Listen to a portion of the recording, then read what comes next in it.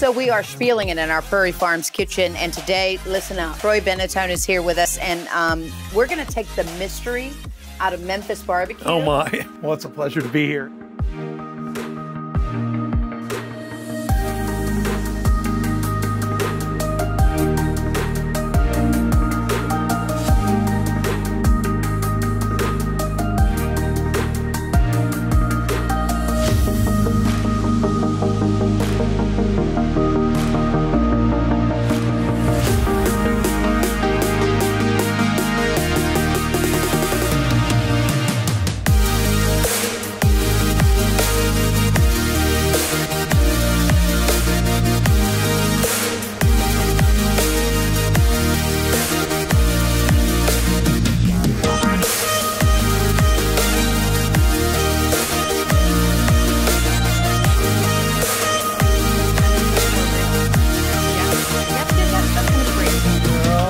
I closed the bottom on the first try. It goes fast, Daniel. Yeah. Do not burn yourself. It's gonna good.